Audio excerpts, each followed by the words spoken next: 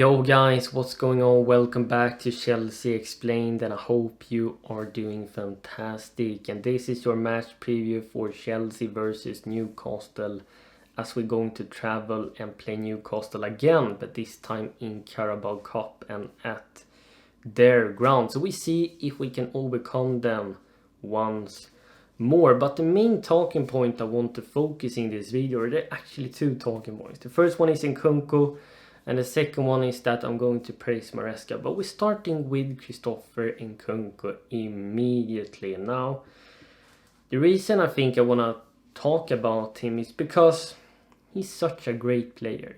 For me, he is an elite all-rounded forward that can fill multiple roles. He's very intelligent, efficient. He contributes with goals, assists, chance creation. He can take on players. Nkunku has a lot of strength to his game. But his future is uncertain for me. And I'm going to try and explain why.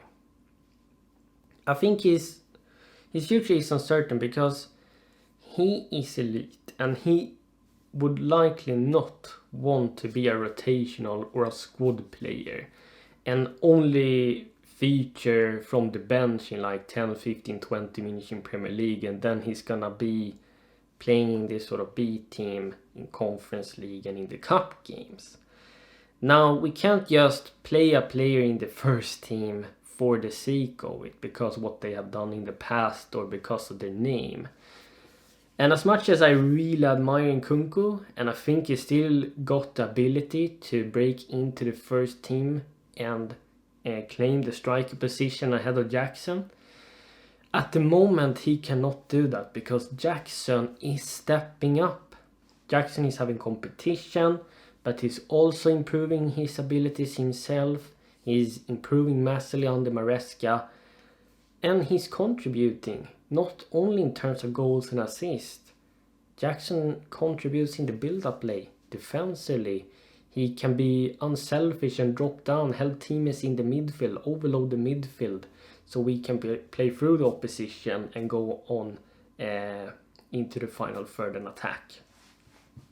But he's also contributing in press. Jackson working tremendously hard every game, and I have to really commend him there. And Nkunku, I mean, what are we gonna do with him, and what will he do if he not manage to break in, and if he continues throughout the season to be this sort of rotational squad player?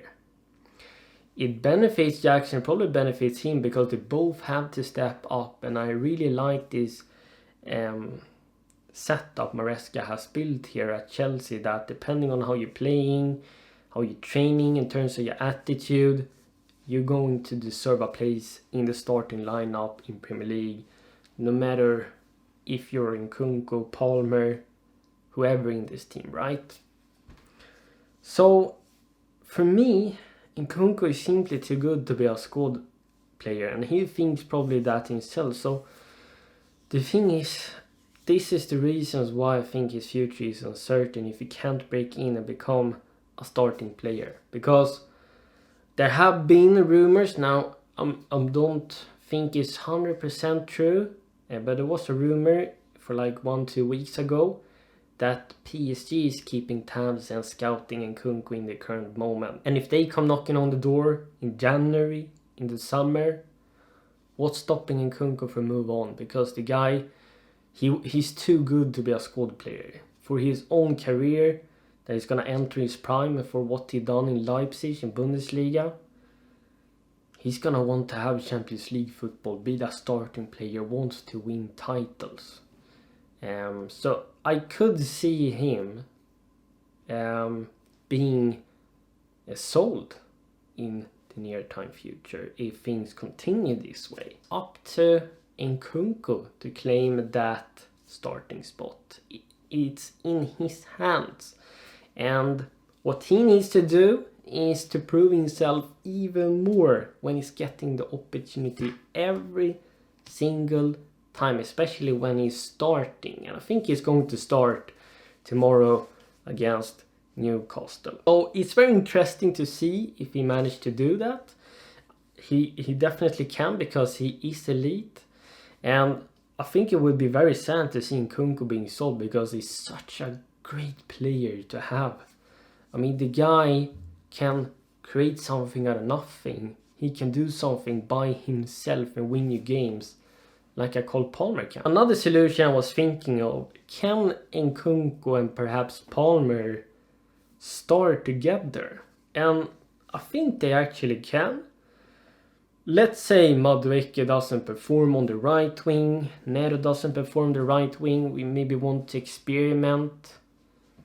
Why not try Palmer as a right winger, Nkunku in the number 10 role, and Jackson up front? That could definitely work. Palmer is both superb in the right wing spot and in the number 10 role. Like, it doesn't matter where you play him in those positions, he will perform. And I think that's maybe the only way I see Nkunku and Palmer playing together, whilst also starting Nicholas Jackson. But that then means Madueke, Neto, Sancho has to sit on the bench. And I don't know if Maresca will experiment with that, because he has said many times that Nkunku is only fighting for the striker position with Jackson. But he's a versatile player that can fill other roles in case someone gets injured. The second talking point I want to talk about is I want to praise Maresca for a few things. Especially in the game against Newcastle at the weekend, because he's a manager that has one of those key strengths that I think you need in Premier League in the modern day football, and that is being adaptable to the opponent. We see Maresca going with the sort of same players in the same position with the same system and lineup in most games, but he did some tweaking against Newcastle, and I think that helped us actually getting the W. He did so against Newcastle by having Reece James as the left-sided centre-back in this makeshift back three, because he's a player that is very strong, good at stopping the opponent. The opposition forwards will always have a very tough and hard time going past Reece James, and he was our best defensive player in that game. So that helped us as well. Another thing he did was he was having Gusta as a right back that was actually occupying one of the half space position, not inverting into the midfield with Caicedo and Lavia. He was going forward, making those underlapping roles, and that really confused Newcastle. I don't think they were prepared for that whatsoever. Final third product could be better, but he was finding him in a sort of new role. Maybe he couldn't execute that fully, but it really confused Newcastle. And he was also having Palmer, Nicholas Jackson continuously dropping down and overloading Newcastle midfield, and that helped us playing through them. And another thing that Maresca has done really well when he has been a Chelsea manager is that instead of just sticking to the same old way, just dominating possession, he also playing to our players' strength. As much as many of our players in our team is really strong in possession, they also is very good when it comes to going on counter-attacks. And that helped us actually scoring one of the goals where Palmer made a ridiculous, God-esque through ball to Neto, who could then just make an easy cutback pass to Jackson, who scored in the game against Newcastle.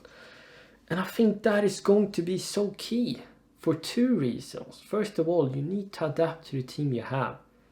You can't just put your head in the sand and be blind and not seeing your team's strength. Our team is very good in possession, but also being direct, and Maresca is utilizing that, and I love that. And the second reason why it's really key to being direct is that many teams in Premier League is so good defensively. They are hard to break down in the midfield. They are hard to break down if they're dropping deep and having a low block. But Maresca is tweaking, trying to find solutions to overcome that, and he managed to do that most times than not. We won the midfield battle against Newcastle. We break down their mid block by being direct on the transition, and that allowed us to claim the 3 points, and that's why I want to praise Maresca, and that's why I'm very confident going into every game now. It's crazy, it's out of my mind. Maresca is blowing me away in the current moment. I could not see him being this intelligent so far, so he gets all the praise from me. Let's get into my predicted lineup, and usually when we go in to play in Conference League, or when we played our first Carabao Cup game against Barrow, we have seen a full rotation squad. I don't want to do it now. I still want to have a pretty strong lineup against Newcastle. I want to go past this round. I want to win Carabao Cup. But I also want to rest a few players against Manchester United, but these players will still travel and can be subbed in. Goal, we're going to have Jorgensen. For me, he hasn't set a foot wrong. If he continues to be inconsistent, he's going to claim the first goalkeeper starting spot, because Sanchez is too susceptible for injuries in the current moment. But Jorgensen starts in the Carabao Cup. I think he absolutely deserves it. And my back four will consist of Gusto, Disasi, Badiashile, and Cucurella. This French link connection in the back kinda gets me worried. Disasi, Badiashile. They are all susceptible to mistakes, but Tossen is that as well. I want to go with this and see how it goes, otherwise Tossen can come in.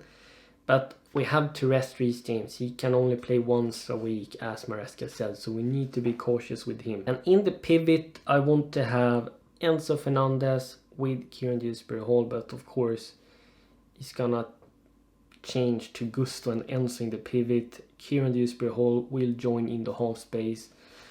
And my front four is going to consist of Mudryk, João Felix, Pedro Neto, and Nkunku. I'm resting Madueke, Jackson, Palmer, and I want to continue to see Neto because he's so dangerous, and I think he can claim the starting right wing spot. Last game now against Newcastle, Madueke was very lazy in the defense. He hasn't been that in the previous game. He has been tremendous helping out defensively, but he was lazy against Newcastle, and I do not want to see that. Our wingers and our number 10 has to track back and help our fullbacks, because they were getting overloaded in the weekend and they were put in trouble many times. So we need to fix that defensively. João Felix had a stunning game in Conference League. I want him to continue. Mudryk was spot on in that game. He deserves to continue. Maresca mentioned that Sancho hasn't played and started now because of tactical reasons. Sancho could also get minutes, but I'm thinking of the previous performances, and Neto, João Felix and Mudryk has just been slightly better. I think Mudryk deserves to start because of his performance in the Conference League. So this starting lineup should be able to get the job done, and I think we have a stronger squad depth. I think we can go in and win this game 2-1 away. It's going to be a very close, narrow game again. We won 2-1 against them in the weekend. I think we're going to see the same results. The question is, can Newcastle outmatch our squad depth? Are they going to go with the strongest lineup, or are they going to rotate as well? We see what they're gonna do. And if you made it all the way to the end of the video, make sure you like this video, subscribe to my page, hit that notification bell so you never miss when the content drops. And Chelsea Explained is out. Bye.